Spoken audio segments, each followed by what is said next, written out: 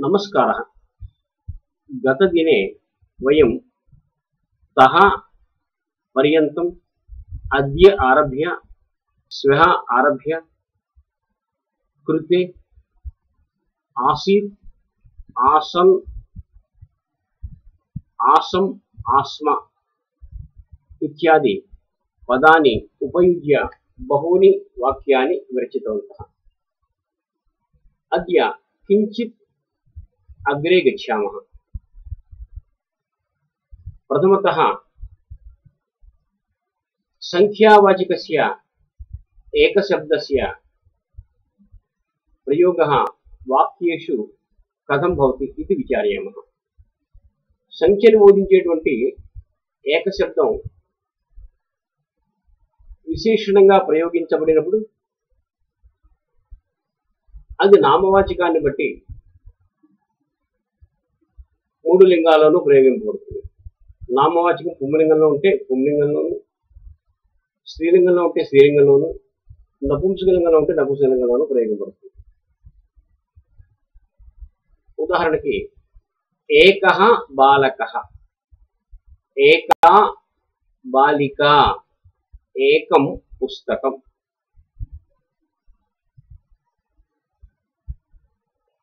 ఏకః घटः, एका लता, एकं पुष्पम्,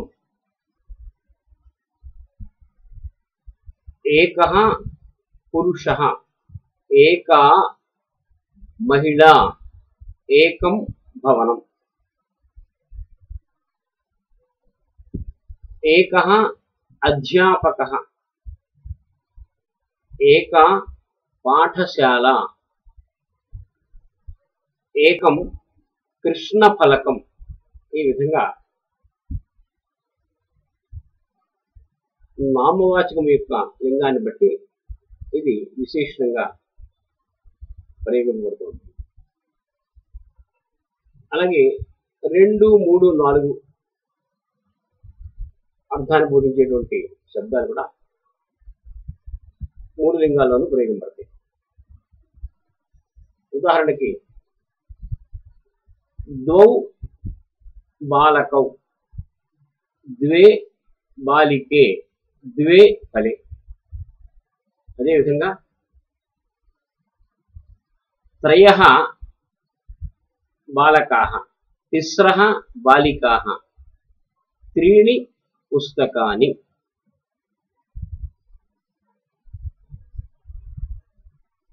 ముగ్గురు అబ్బాయిలు ముగ్గురు అమ్మాయిలు 3 పుస్తకాలు తీసుకుని పాఠశాలకు వెళ్తున్నారు అనే వాక్యాన్ని మనం సంస్కృతంలో చెప్పాలంటే త్రయః బాలకాః, తిస్రః బాలికాః, త్రీణి పుస్తకాని గృహీత్వా పాఠశాలాం గచ్చంతి అని చెప్పాలి. అదేవిధంగా 4 పురుషులు 4 స్త్రీలు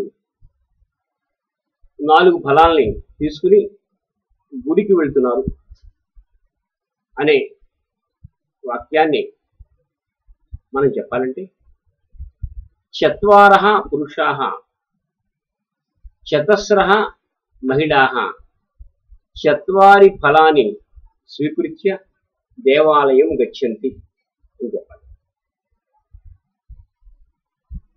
ఈ విధంగా 1 నుంచి 4 వరకు ఉండేటువంటి సంఖ్యావాచకాలు 3 లింగాల్లోనూ వేరువేరుగా ప్రయోగింపబడతాయి. ఇక 5 నుంచి 3 లింగాల్లోనూ ఒకే విధంగా ఉంటాయి. పంచ బాలకాః, పంచ బాలికాః, పంచ పుస్తకాని. ఇక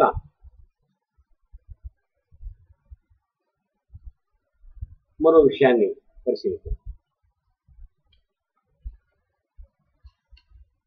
ఇప్పుడు భోజన సంబంధమైనటువంటి కొన్ని పదార్థాలు సంస్కృత భాషలో ఎలా ఉంటాయో తెలుసుకుందాం. అన్నం అంటే అన్నము, రోటిక అంటే రొట్టె, सूपः అంటే పప్పు, శాకः కూర, అవలేహः ఆవకాయ, పాయసः పాయసము, క్షీరः పాలు, దధి పెరుగు, సారः చారు, ఘృతం నెయ్యి.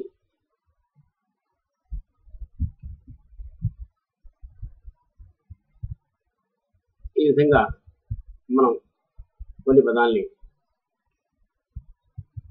సంస్కృత భాషలో నేర్చుకున్నాం. ఆహార సంబంధమైన పదార్థాలు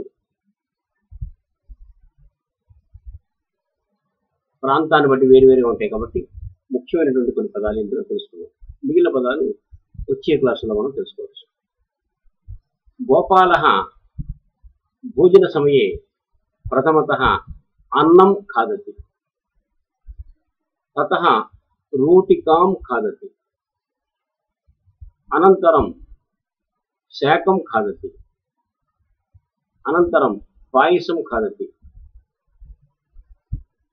తదనంతరం దధి ఖాదతి. एवं रूपेण वाक्यानां प्रयोगः कर्तव्यः. इदानीम् इतोपि किञ्चित् अग्रे गच्छामः.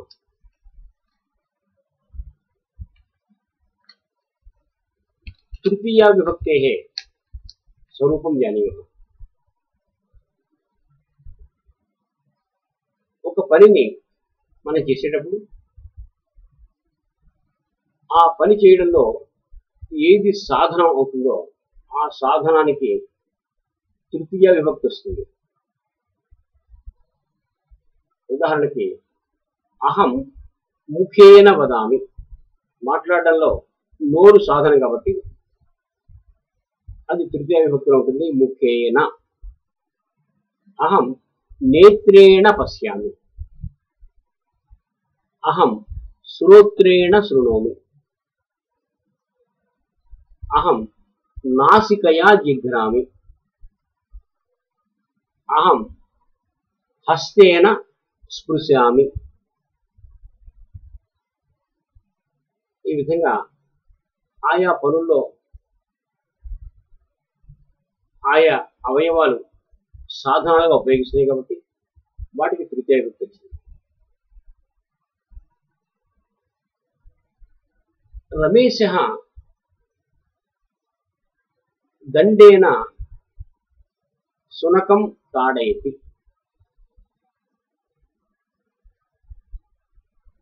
కర్రతో కుక్కను కొడుతున్నాడు. ఇక్కడ కొట్టడంలో కర్ర సాధనం కాబట్టి దానికి తృతీయ విభక్తి. అలాగే మరికొన్ని పదాలు చూద్దాం. అహం చమసేన పాయసం ఖాదామి, చమసః నామ స్పూన్, నేను స్పూన్తో పాయసం తింటున్నాను. గోపాలः సైకిల్ యానేన పాఠశాలాం గతవాన్, సుజాత స్కూటర్ యానేన కళాశాలాం గచ్చతి.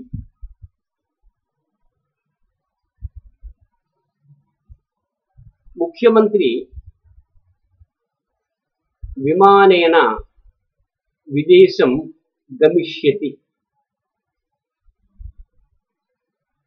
అధ్యాపకः సుధాఖండేన లిఖతి. అహం లేఖన్యా లిఖామి.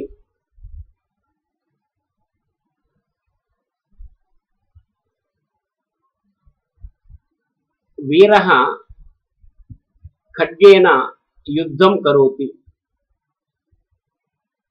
శివः శూలేన శత్రుం సంహరతి.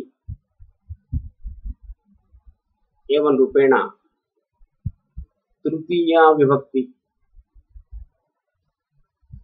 रूपाणि प्रयोक्तुं शक्यन्ते।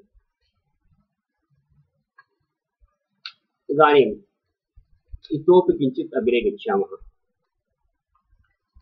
सः सः इति पदस्य अर्थः भवति along with कूड। सीता रामेण सह वनं गतवती। पाण्डवाः द्रौपद्या सह अरण्यवासं कृतवन्तः। अहं मित्रेण सह चलनचित्रं पश्यामि।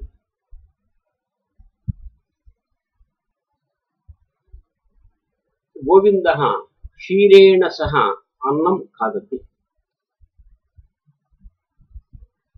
पिता पुत्रेण सह पाठशालां गच्छति।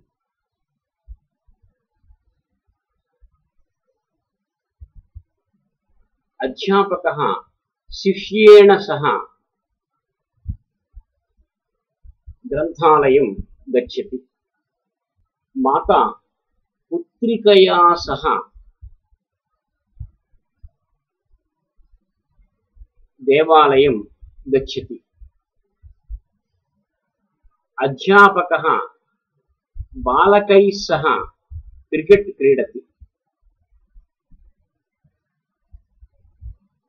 मम मित्रं कुटुम्बसभ्यैः सह विदेशं गमिष्यति।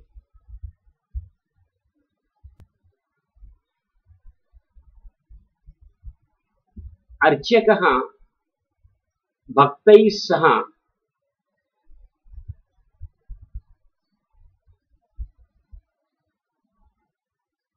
भजनं करोति। एवं रूपेण सः इति पदम् उपयुज्य वाक्यानां रचना भवति। इदानीं विना विना इत्यर्थः विथौट् लेकुण्डा। रामेण विना सीता न जीवति। जलेन विना मीनः न जीवति। दीपेन विना प्रकाशः नास्ति।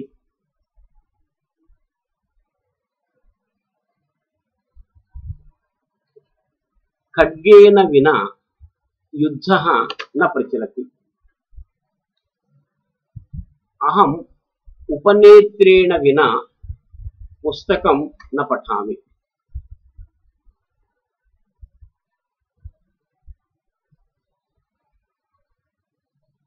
बालकः चमसेन विना न खादति।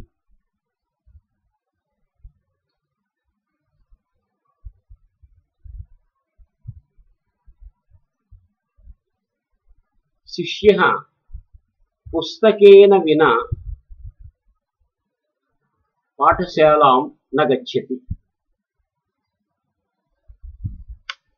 धनेन विना जीवनं सुखमयं नास्ति। एवं रूपेण विना इति पदम् उपयुज्य वाक्यानां प्रयोगः कर्तुं शक्यते। भवन्तः अपि सः विना इति पदद्वयम् उपयुज्य वाक्यानि रचयन्तु। इदानीम् अहम् एकं श्लोकं पठामि। భవంతః మాం అనుసృత్య పఠంతు.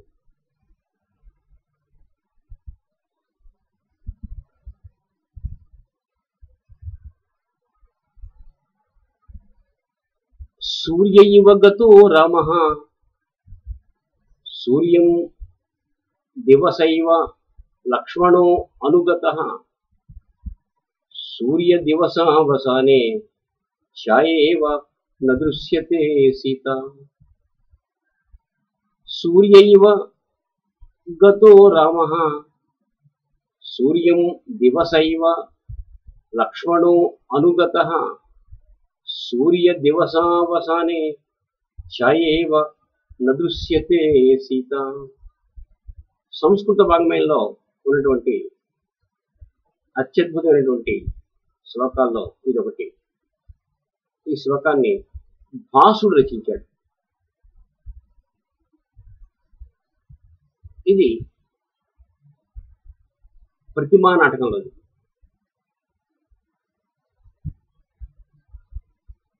సాధారణంగా కొంతమంది కవులు కథను కథగాను ప్రకృతిని ప్రకృతిగాను వర్ణిస్తుంటారు.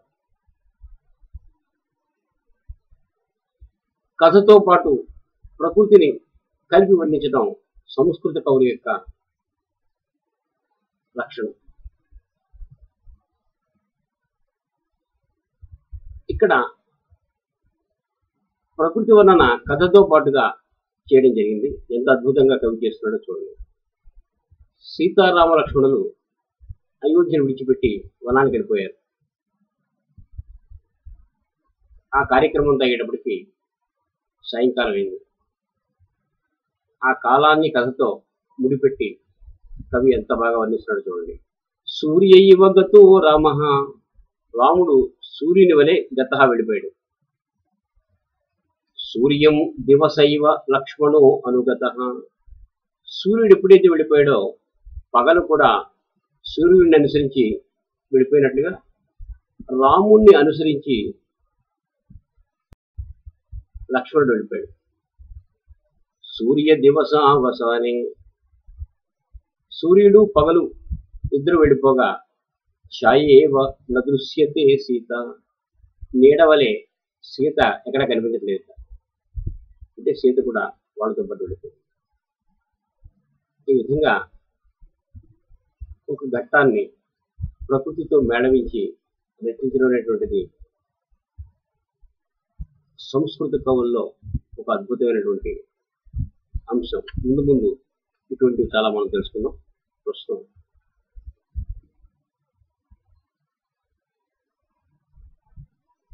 ఈ శ్లోకాన్ని మరొకసారి చదువు.